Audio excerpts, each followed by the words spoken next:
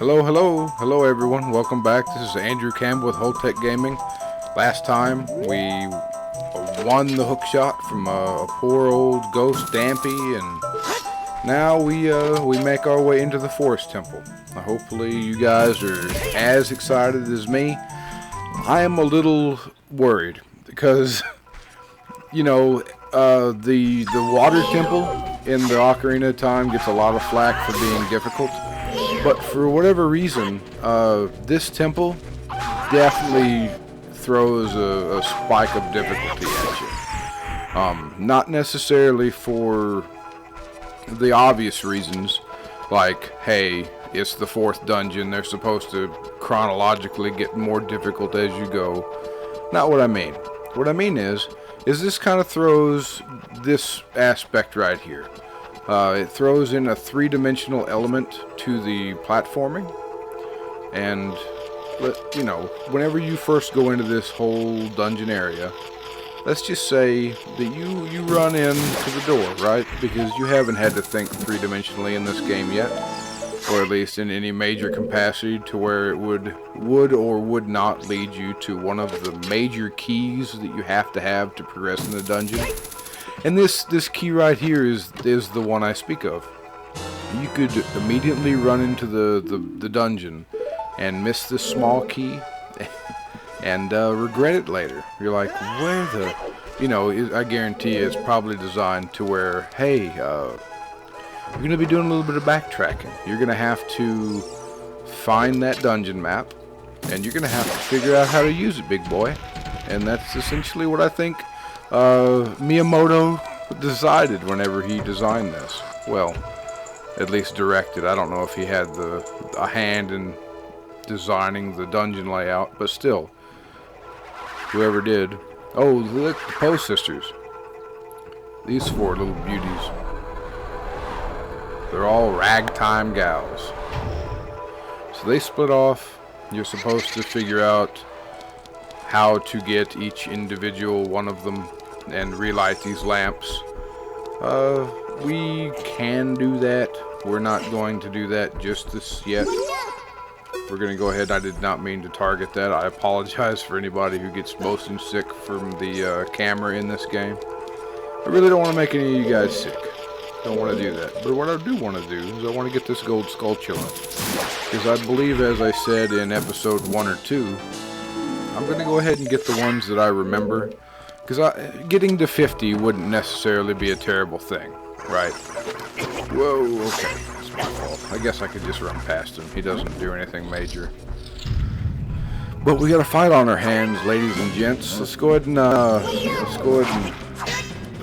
pound some skeletons. I'm already hurting. Wow, I'm rusty. This is the second episode of the recording session, and I haven't played Ocarina of Time in a while, so forgive me. Typically, I just go nuts with these guys. Oh boy. Alright, well, let's go ahead and take the hint. Make it over here and get some hearts if I can. That's a fairy. Did I get the fairy? Did I get the fairy? Did I get the fairy? I don't think I got the fairy. Shit. Fairy, come back! You can blame it all on me. What are you doing, man? Jesus. I guess I just play it safe. Do I have fairies in my inventory? Or am I just... Oh, I have 2 of them. Still, I don't want to waste them. The boss is going to be far less difficult than these 2 skeleton dudes.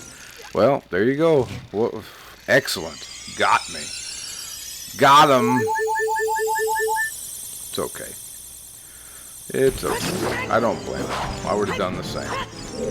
I need a target. That's what I need to do. But, there we go. How's that? Nope. He had his shield up. Like I probably should be doing this entire time. Anyway, now that that's done, hopefully I've knocked the dust off. Okay, I believe this is a key. And I believe it should be. Good. See, it's a whole Schrodinger's cat situation. And for any of my viewers, or listeners at least, who do not know Schrodinger's cat, check it out. It's actually a really interesting concept, right? So, and this is probably going to be a huge misquote, so any academic who feels like I need to be reprimanded, please comment in the comments on any corrections or revisions that you need to on this Schrodinger's cat theory. But essentially it follows like this. So the argument is that the Schrodinger puts a box on the table and he says to his class, prove to me without opening the lid of this box that there is or is not a cat inside. And it essentially boils down to the idea of multiple universes. It's like in all possibilities, as soon as the inside of the box, all reality possibilities are still possible. There are arrows painted on the floor, meaning that in one reality the cat could be dead. In one reality the cat could have two tails.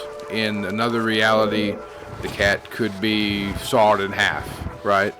In another reality it could be as big as the box and completely fill it. In another reality it could be a microscopic cat, right?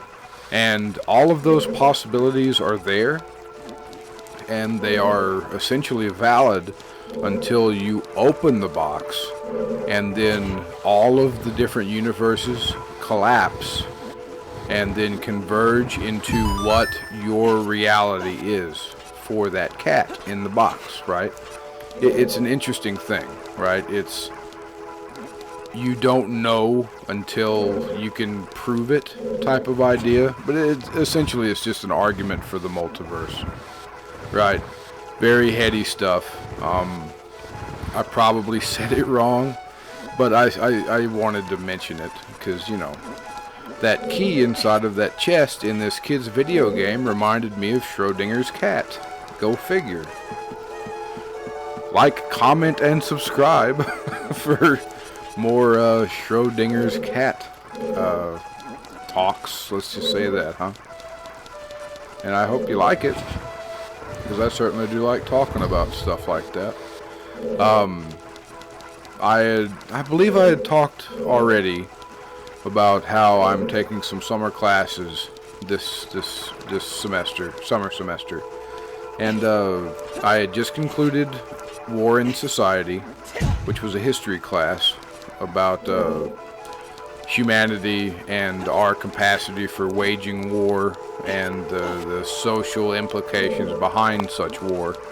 So I finished that. I got an A. I know. Pop some firecrackers and congratulate me later. But it took a little bit of work. It certainly did. There were some assignments that weren't necessarily terrible, but I'm not a big fan of discussion boards, which any other college student, well, some people probably like discussion boards because it's essentially just talking to your peers. But I'm not a person that socializes well. So to me, discussion boards are absolutely the bane of my existence, because I have to give, hey, the corridor is all twisted. I have to give my opinion, and then I have to comment on someone else's opinion. Now, I don't have to necessarily be very descriptive. Watch for shadows of monsters that cling from the ceiling. I believe that I shouldn't be here right now. Actually. Yes, I should not be here right now. So I am not going to blow through this like I had hoped I would. Oh, I knew that was going to happen. Okay. Wunderbar. Let's just get on the ladder so that wall master doesn't... Is it a wall master or is it a ceiling master? I forget what they were called. Wall masters. Anyway, whatever. So I'm taking American poetry currently. It's a very interesting class. It's definitely geared around American poetry. E.E. Cummings, T.S. Eliot, and a bunch of others. There are tons and tons of famous American poets: Edgar Allan Poe, Emily Dickinson, etc., etc. If you want to hear more about what my opinions are on or around poetry, either be it British poetry, American poetry, if you want me to have episodes dedicated to just me reading poetry, hell yeah, dude, let me know. I'll happily oblige without a second thought. I am an English major after all. And that's not saying that all English majors like poetry, but this English major certainly does. In fact, I changed to an English major simply because I had an amazing experience with a very knowledgeable set of professors that I've shouted out on the show before, Professor Bannon and Professor Austin, respectively, in no particular order. And how do I say this? Let's just say that whenever you go through a certain amount of life, right? Let's say that you have an experience that changes you, right? Because most life experiences do change you. It's normal. You sometimes, if you don't really know how to express your understanding or emotions tied to that circumstance, then sometimes it becomes troublesome, right? You can't process the emotions or the information that you have to deal with whenever you're talking about those certain things. So essentially, what I'm trying to say is that whenever I got out of the military, it was hard to process certain things. I did that intentionally because I didn't want that. The skulltula goes in a circle. Oh, he came back. All right. Well, that was. This is. I don't know if we're doing it the right way, but this is the way I'm going to do it. He's going the other way. Is he gonna come back? I don't know. We'll see. Oh, he's targeting. Oh, well, I usually have a little bit more easy. Have a little bit more easy of a time with this. But just like that giant bull thing, I guess. We'll just keep trying until we get it. He missed me. Why didn't he target me that time? Maybe I was just too far out of his range. And that's okay with me. Whatever. Let's go ahead and dodge this jack. Well, I guess I have to kill him, don't I? Well, this is the easy thing, right? You run into him with your shield, and then he's kind of just there. And I guess there's no real eloquent way to dispatch these things. You just kind of have to either freeze them with your hook shot and then whack them with your sword, or just whack them with your sword, right? I mean, there are many ways to skin a cat, and you really only need to pick one to be successful. I just looked at the timer. We are by no way, shape, or form going to be able to beat this dungeon. Oh, jeez. I really thought I was going to be able to beat this in one episode, and that is just not the case. That's not going to happen today, guys. And if you were expecting that type of speedrunning performance, I really do apologize, because that's just not going to happen. Not going to happen today. But we're still going to chill out. We're going to have a good time. We're going to relax. Because this is Ocarina time, man. There are few games as chill and enjoyable as this, and I'm very happy that you guys are here with me. And if you agree with me and you really enjoy The Legend of Zelda and all of the happiness that it brings you, same as me, let me know. Leave a comment, leave a like, subscribe to the channel. Thank you to all the subscribers. I really do appreciate you guys. We're up to 17. As I said last episode, as of July the 20th, 2020, we made it to 17 subscribers. So thank you very much, one and all. Special subscriber shout out to, let's pick one off the list here. Let's go ahead and say John Robinson. You've been shout out on the show before, but just randomly off the list. John Robinson, thank you very much for subscribing to Holtec Gaming. I really do appreciate you. And, you know, I will try to maintain a running list of subscribers, because I don't believe that I'm going to get an astronomical amount of subscribers. But even if I do, I promise I will read off one subscriber per episode from now on and give you a shout out. Whether I personally know you or not, I'll thank you. So, John Robinson, you are the subscriber of the day. And I hope you have successes in all of your endeavors, and you die a Viking death. let's say that, the most honorable of deaths. But anyway, as I digress, and I believe this is the right way. I could easily check the map, but maps are for losers, right? Cut to me saying, damn it, I gotta check the map later. But it's no good to me as of right now, because I really don't have the compass. The compass is the key here. But it's all good, man. I'm just happy to be playing the game. Now, back to the little subject I like to call poetry. If y'all don't necessarily know what, there are many different ways to enjoy poetry, right? Some poetry is popular, some poetry is written academically.